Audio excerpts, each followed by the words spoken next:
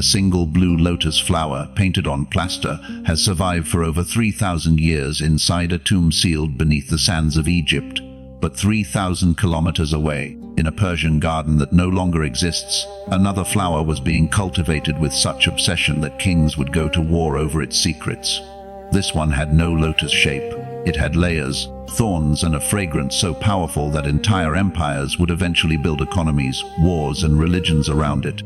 That flower was the rose, and what almost nobody knows today is that for most of human history, the rose was not primarily a symbol of romance. It was medicine, it was survival, it was, in the eyes of ancient physicians, one of the most powerful healing substances in the known world.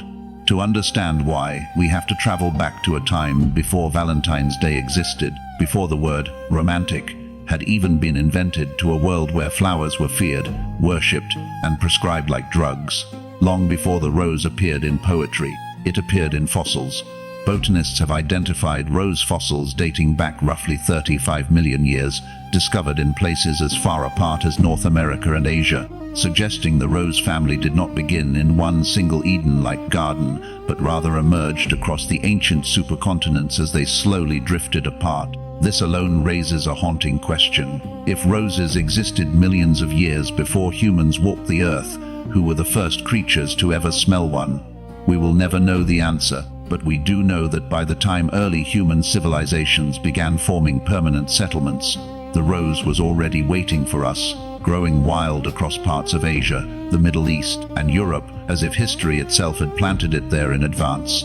The first clear evidence of humans deliberately engaging with roses, not just admiring them, but cultivating and using them, comes from ancient China, where classical texts describe rose species being grown in gardens for both beauty and herbal use thousands of years ago. Early Chinese physicians associated certain rose species with balance in the body, and rose-based preparations appear in some of the earliest surviving herbal medical traditions. But China was only the beginning of the rose's ancient journey, because at roughly the same time, thousands of miles to the west, a different civilization was falling in love with the same flower for very different reasons.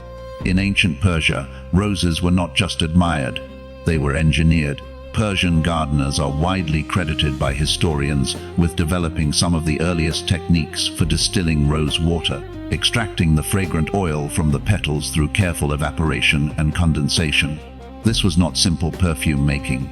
This was early chemistry performed with clay stills, patience, and religious devotion, because in Persian culture, the rose was believed to carry not just beauty, but spiritual purity. Entire gardens, some historians argue, were designed specifically to overwhelm visitors with the scent of thousands of roses at once, creating what could only be described as a sensory paradise on earth. And this is where the story takes its first surprising turn, because that Persian rose water did not stay in Persia.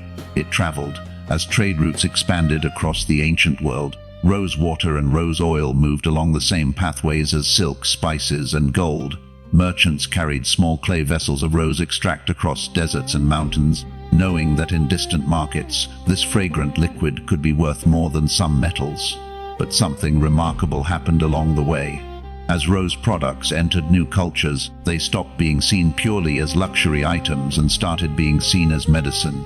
In ancient Greece, physicians who laid the foundations of Western medicine began documenting the therapeutic use of roses in surviving medical texts, describing rose oil as useful for soothing skin irritations, easing headaches, and treating wounds. This is significant because it means that thousands of years before modern pharmacies existed, the rose was already sitting on the medicinal shelf of the ancient world, prescribed not for romance, but for recovery. The Romans, always eager to absorb the best ideas of the civilizations before them, took rose cultivation to an entirely new level, one that reveals something almost shocking about their society.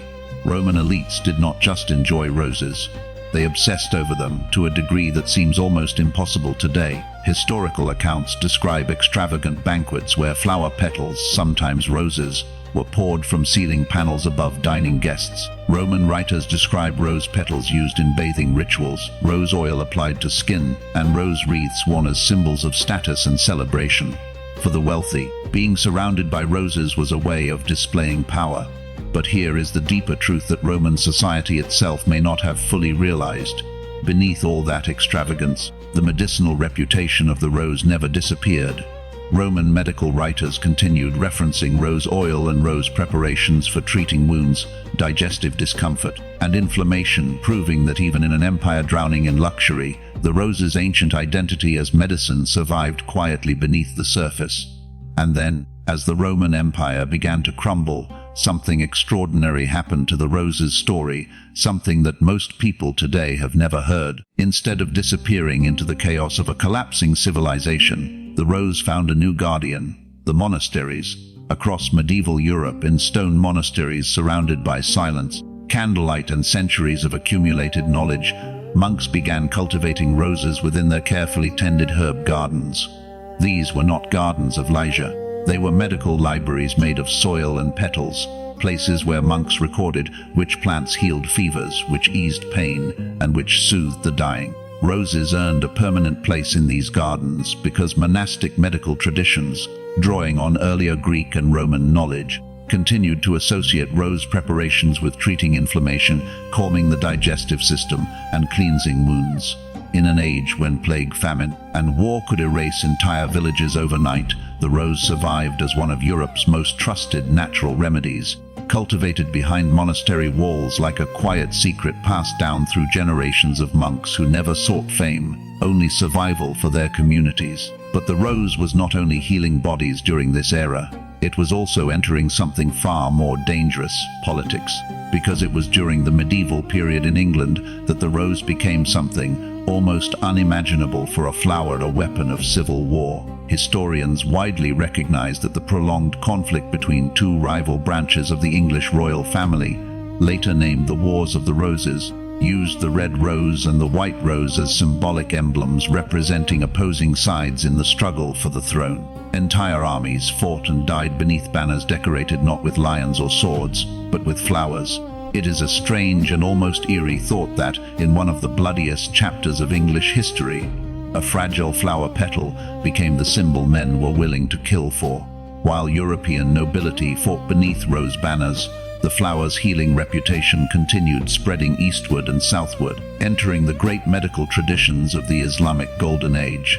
Physicians and scholars in cities like Baghdad and Damascus, inheriting and expanding upon Greek medical knowledge, incorporated rose water and rose oil into remedies believed to soothe the eyes, calm the mind, and treat inflammation. Rose water in particular became deeply woven into cultural and religious life across the region, used in the ritual cleansing of sacred spaces and in celebrations marking significant life events. This is one of history's most overlooked truths. The same flower being used to identify royal armies in England was simultaneously being distilled into sacred healing water in the heart of the Islamic world. As centuries passed, the rose's economic power grew even further. During the Ottoman Empire, particularly in regions of what is now Bulgaria, farmers began cultivating a specific type of rose whose petals produced an extraordinarily rich fragrance oil. This region eventually became legendary in the perfume industry, and to this day, rose oil sourced from this area remains one of the most expensive natural ingredients used in perfumery, prized for its extraordinarily complex scent, requiring an immense quantity of hand-picked petals to produce even a small amount of oil. Entire family livelihoods, and later entire regional economies, became tied to the delicate, labor-intensive harvesting of rose petals at dawn, before the summer heat could evaporate their fragrance. Few people sipping modern perfume today realize they may be wearing a tradition that stretches back centuries, harvested by hands following techniques passed down since the Ottoman era. Meanwhile, in the world of science, curiosity about the rose was quietly evolving into something more rigorous. As modern chemistry and pharmacology developed in the 18th and 19th centuries, researchers began isolating and studying the specific compounds responsible for the rose's fragrance and its traditional medicinal reputation. This marked a turning point in the rose's story. It was no longer just a flower praised by ancient physicians and used in folk remedies. It was becoming an object of genuine scientific investigation. And this brings us to a question that deserves an honest answer, one this documentary promised at the very beginning. What does modern science actually say about the healing reputation the rose carried for thousands of years? The truth is nuanced and worth respecting rather than exaggerating. Modern laboratory studies have found that certain compounds present in rose petals and rose oil, including various antioxidant compounds, may have mild anti-inflammatory and antimicrobial properties when tested in controlled settings. Some modern research has also explored the potential calming, mood-related effects of rose fragrance, suggesting the scent itself may influence stress levels in some individuals. However, it is important to state clearly that modern scientific evidence does not support the idea that rose products can cure serious diseases, replace medical treatment, or act as a miracle remedy in the way some ancient or traditional claims implied. What modern research generally suggests is far more modest, but still meaningful. Certain traditional uses of rose preparations, particularly for mild skin soothing, fragrance-based relaxation, and traditional culinary or ceremonial use, have some limited supporting evidence, while more dramatic historical medical claims remain unproven by modern standards. This balance matters because it allows us to respect ancient wisdom without distorting modern science. What is undeniable, however, is the emotional and cultural power the rose accumulated over thousands of years, power so strong it eventually reshaped how humans across nearly every civilization chose to express love, mourning, devotion, and memory. The rose appears in religious symbolism across multiple traditions, associated with purity, divine beauty, and sacred femininity. It appears in royal emblems, national symbols, and even in the language of diplomacy, where gifting roses could communicate messages words were forbidden to say aloud in rigid royal courts. Slowly, across centuries, the rose transformed from primarily a medicinal and symbolic plant into the emotional language of romance that most people recognize today, a transformation so complete that most people now have no idea the rose ever had any other identity at all. And that is perhaps the most haunting truth hidden inside this flower's long history. The rose you may have given or received, or simply admired in a garden, carries an invisible weight most people never sense. Inside its folded petals is a memory of Persian stills extracting sacred water, Roman banquets drowning guests in luxury, monks quietly preserving medical knowledge through centuries of darkness, English soldiers marching beneath rival petals into bloody civil war, and Ottoman farmers rising before sunrise to protect a fragrance worth more than gold. The rose did not simply survive history, it absorbed it, one civilization at a time, quietly carrying humanity's medicine, politics, economics, spirituality, and love inside a single, fragile bloom that still grows in gardens today, utterly unaware of the empires it helped build, the wars it helped symbolize, and the hearts it continues, even now, to quietly and permanently change.